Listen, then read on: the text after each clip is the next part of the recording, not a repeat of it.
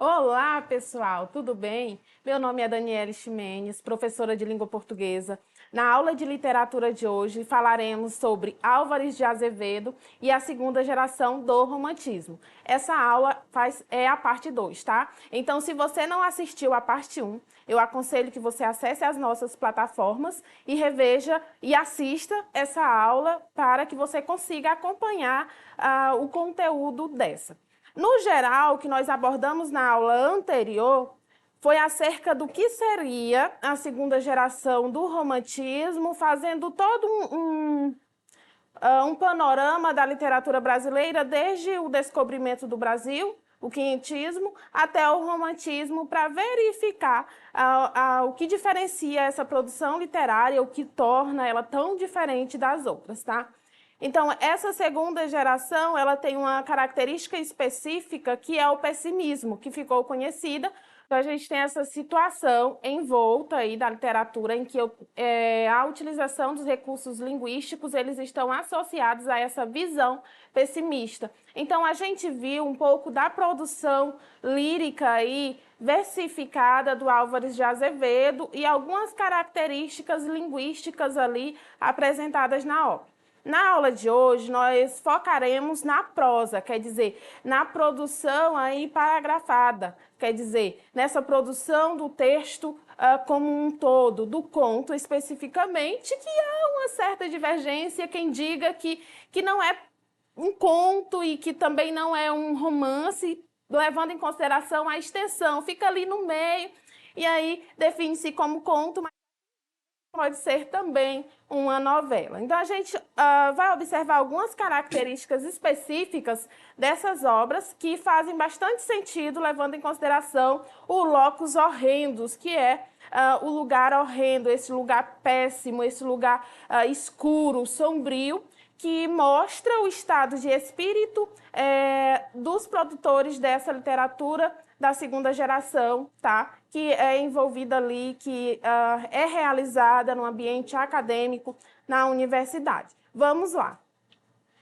Então, aqui, como nós falávamos na aula anterior, a segunda geração romântica brasileira nasceu em 1831. No caso, o poeta em si, tá, pessoal? Não a segunda geração, corrigindo. E aí ele fala essa em 1852. Então, ele é um autor, um escritor que morre muito jovem. No entanto, ele tem uma produção literária que é de grande valor, de grande significado para a literatura brasileira, o que faz com que ele seja um dos patronos aí da Academia Brasileira de Letras, levando em consideração essa produção dele.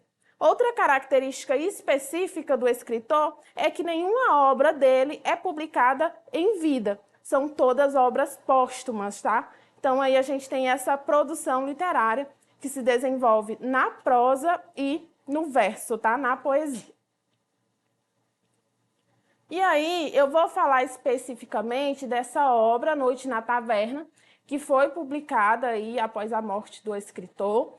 E aí, o interessante da Noite na Taverna, enquanto eu tenho lá A Lira dos 20 Anos, que é um livro que reúne todas as obras aí versificadas, todas as poesias do escritor, A Noite na Taverna traz essa ambientação aí com contos aí que são independentes e individuais. Então, antes de nós falarmos aqui de cada capítulo da obra, assim, resumidamente, por cima, falando um pouco da temática de cada um, do que se trata, quais temas eu posso observar, é interessante a gente compreender esse título, o que significa aí Noite na Taverna. E o nome já é bem sugestivo. Então, noite. As narrativas, elas acontecem aí à noite, nesse ambiente um pouco mais escuro, tá? E aí o significado de taverna, conhecido por muitos também como taberna, bodega, tasca ou tenda, que é um lugar onde se vendem bebidas, principalmente o vinho. E alguns críticos aí vão dizer o que é interessante? Vende-se vinho. Se fosse no Brasil, venderia uma bela cachaça, com certeza, não é? Então, como as histórias não acontecem no Brasil, tem associação aí ao vinho, tá, pessoal? Levando em consideração também a influência aí byroniana que o escritor tem, tá? Então, a gente sai daquela produção literária voltada aí para o seio de Portugal e vai para aí uma produção estrangeira um pouco mais abrangente. Vamos lá. A cena de abertura das narrativas de Noite na Taverna não poderiam ser mais explícita. Em um cenário em que mulheres bêbadas dormem sobre as mesas, um grupo de rapazes dá início ao relato de suas aventuras amorosas. São eles Sofiere, Bertrand, Genaro, Cláudio, Zerman e Johan. Observa, pessoal, que todos esses jovens aí da obra Noite na Taverna, eles não são brasileiros, inclusive aí o nome, observa aí essa característica específica, tá? Então, nós temos um capítulo da obra para cada um desses rapazes, desses representantes dos contos, tá?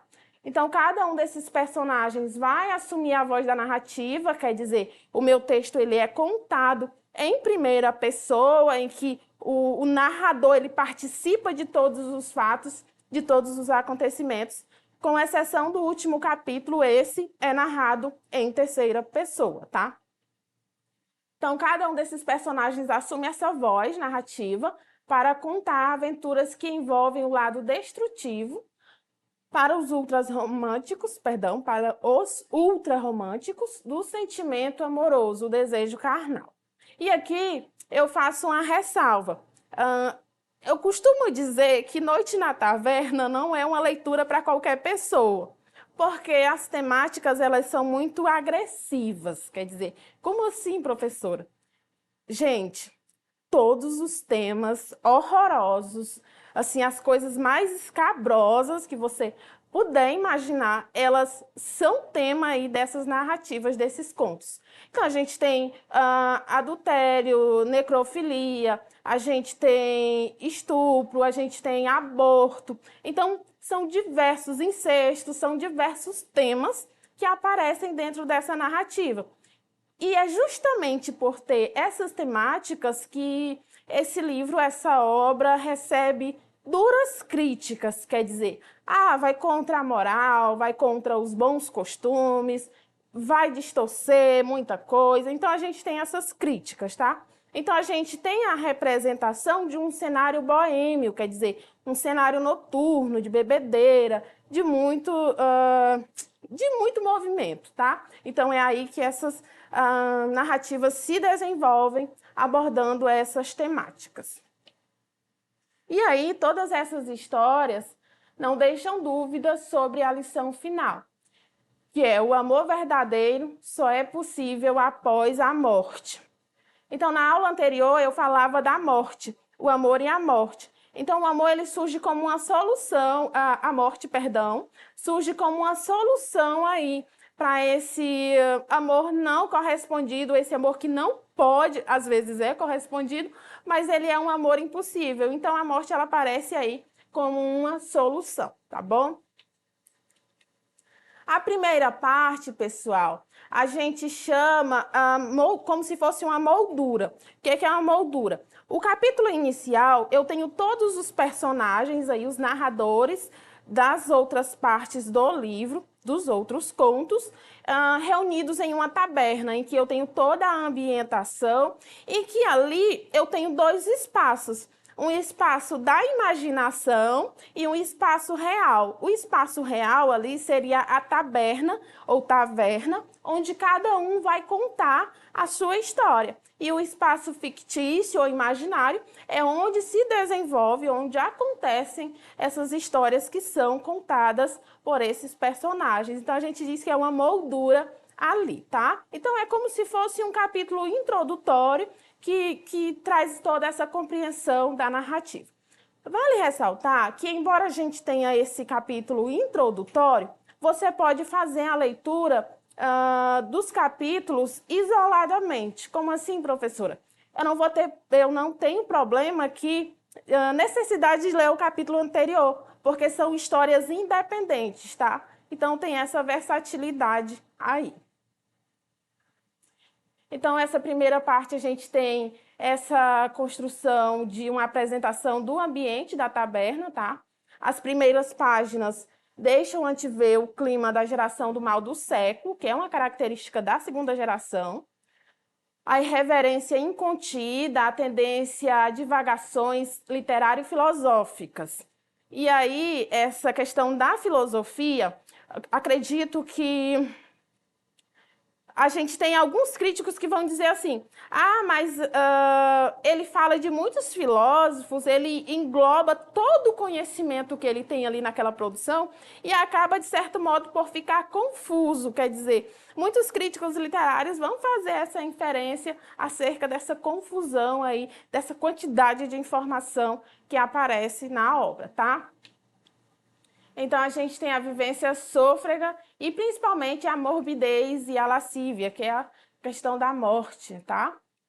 A segunda parte, fazendo um comentário bem abrangente, é intitulada Il Soffiere e a necrofilia. Pessoal, essa história ela é um pouquinho pesada, tá? Então, no geral, resumindo esse capítulo, o Soffiere ele está em um ambiente ali e ele sonha durante um ano com uma mulher. E aí, um dia após sair aí de uma noite de boemia, de bebedeira, e aí no ambiente noturno, ele na frente de um cemitério, ali para na frente de um cemitério, e ele acaba por ver um caixão entreaberto e que tem uma moça lá, que é justamente a moça que ele passou um ano inteiro sonhando com ela. E aí, ele acaba por ter relações sexuais com essa moça, que aparentemente está morta. Na verdade, ela sofre de catalepsia, em que ela perde ali a consciência por um tempo, e aí só depois de 2 dias é que ela realmente morre, ela realmente falece. Então, a gente tem todo um detalhamento um tanto quanto, como eu poderia dizer, extravagante, e precisa ter um bom estômago para ler aquela história para poder digerir. É tanto que muita gente diz, não gostei, professora, detestei esse tipo de obra, esse tipo de produção, não é para mim. É tanto que muitos escritores posteriores, eles não aderiram a essa temática, tá? Então, é como se fosse um caso ali isolado desse escritor. A terceira parte, pessoal, é a parte do Bertrand e a antropofagia. A seguir, Bertrand, um dinamarquês ruivo de olhos verdes, conta que também uma mulher, uma donzela de Cádiz, Ângela, o levou à bebida e a duelar com seus 3 melhores amigos e a enterrá-los. Então, observa aqui a presença do duelo, novamente a questão da morte, tá? Quando decide casar com ela e consegue lhe dar o primeiro beijo, recebe carta do pai pedindo seu retorno à Dinamarca. E aí ele retorna para a Dinamarca, só que quando ele chega lá, o pai dele já está bem em um estágio bem avançado da doença e ele falece. Depois ele retorna para a cidade. Ele volta para a Espanha, olha a dicção da professora, e aí ele acaba por encontrar essa moça já casada e com um filho. Não vou dar spoiler do resto, tá? Porque a gente tem todo o desenvolvimento dessa história. Já a quarta parte, Genaro e a traição das traições. Essa história do Genaro, a narrativa é sobre um velho pintor. E aí, o que é interessante nessa história, pessoal? O Genaro, ele vive ali em um ambiente em que todos o consideram como se fosse da família. Então, ele trabalha para um pintor, esse pintor tem uma esposa e lá ele tem uma enteada que vive com eles desde pequena e que ele a trata como se fosse filha. O que acontece é que o Genaro acaba por... ele conquista essa moça, e aí ele tem relações com ela durante um bom tempo, e ela engravida. Quando ela engravida, ele já se apaixona pela mulher do cara que acolheu ele na casa e que tem dado todo o apoio. E o problema está justamente que a jovem, ela falece, ela aborta, então a gente tem o tema do aborto aí, porque ele não assume, e aí ela acaba sofrendo, ela aborta e depois ela morre. E aí a gente tem o desenvolvimento da história, que você pode fazer a leitura e ver qual seria o final, tá? Já a quinta parte é do Cláudio Zerman e a Paixão de Morte. Cláudio Zerman, após preâmbulos em que discursa com os amigos de Ogia acerca de diversos temas, expõe sua história, onde narra suas loucuras e orgias e de como desperdiçou uma fortuna no turf, em Londres, onde vê uma bela Amazonas, a duquesa Eleonora, esposa do duque Máfio. Aqui a gente tem uma questão associada ao adultério, tá, pessoal? Então a gente tem uma temática também um tanto quanto complicada, e aí esse narrador ele tem uma dificuldade no desenvolvimento da história. Também aconselho que você faça a leitura direitinho, porque eu não consigo, dentro dessa aula, trazer as minúcias, o detalhe dessa história, tá? A sexta parte é o Johann e o incesto. Essa aqui também é uma temática bastante complexa, bastante complicada, porque o Johann, ele acaba por ter uma relação com a irmã, ele não sabe que é a irmã. Então, como todas as histórias, observa que elas se desenvolvem num ambiente noturno. Então, ele acaba por se deitar com a irmã, mas ele não sabe que é a irmã. E aí, quando ele chega lá, depois ele descobre que é a irmã, então tem assassinato, é uma história um pouquinho complicada, principalmente para quem faz uma leitura que já tem uma vivência associada a essas questões, tá? Então é uma leitura um pouco complexa e um pouco difícil também. A sétima parte, pessoal, é a última, que é o último beijo de amor. Essa aqui, esse conto aqui é o único que tem uma narrativa em terceira pessoa, quer dizer, o narrador conta toda a história, mas não participa dela, ele não é uma personagem, tá? É importante, é noite alta na taverna, todos dormem. Entra uma mulher pálida vestida de negro, procurando alguém com uma lanterna na mão. Vê Arnold. Tenta beijá-lo, mas o deixa em paz. Voltando-se para Johann, tornando-se subitamente sombria.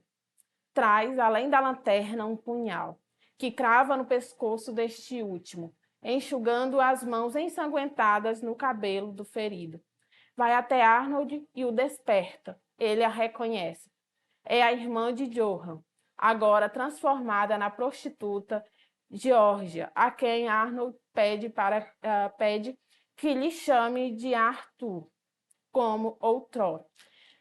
Então aqui, pessoal, observa que o último capítulo ele reúne todas as outras, inclusive a última acerca da irmã, que vai lá e mata o irmão. Então essas narrativas, elas estão todas envoltas na temática relacionada à morte, tá? Então se você quiser saber outros detalhes, outras minúcias, é importante que você faça a leitura da obra. Eu trouxe aqui para vocês uma questão comentada, só para a gente sumarizar, sintetizar os conteúdos ou os temas abordados nas duas últimas aulas, tá? Diz assim: vem, pálida virgem, se tens pena de quem morre por ti, e morre amando. Dá vida em teu alento à minha vida. Une nos lábios meus minha alma à tua. Eu quero ao pé de ti sentir o mundo. Na tua alma infantil, na tua fronte, beijar a lua de Deus. Nos teus suspiros, sentir as virações do paraíso. E a teus pés de joelhos, crer ainda que não mente o amor que um anjo inspira. Que eu posso na tua alma ser ditoso, beijar-te os cabelos soluçando, e no teu seio ser feliz morrendo. Então, a gente tem essa produção aqui, o poema do Álvares de Azevedo. Vamos lá, algumas relações acerca do escritor. A alternativa 1. Apesar de parecer distante e inalcançável, a mulher amada surge como uma idealização fortemente erótica voltada tão somente para a realização sexual do eu lírico. Essa questão, pessoal, é para vocês relacionarem ao contexto histórico e à produção literária, tá? Essa alternativa aqui, ela está errada porque não é somente a idealização erótica, tá? Nem essa idealização sexual. Tem outras temáticas envoltas.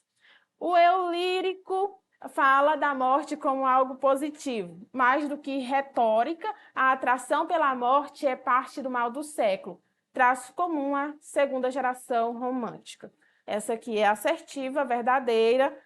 3. Expressões como pálida virgem, alma infantil e um anjo reforçam o ideal em que a mulher é associada a algo etéreo e puro, distante, portanto, do amor físico. Essa aqui também é verdadeira. E, por último, o eu lírico encara a realização amorosa não como possível ou iminente, como algo possível ou iminente, mas como algo que permanece no plano do desejo e do sonho. Essa aqui, pessoal, também é verdadeira. E aí, gostou da aula de hoje? Muita informação para processar, muitas histórias aí um tanto quanto diferentes. Se você quiser assistir essa e outras aulas, pode acessar as nossas plataformas.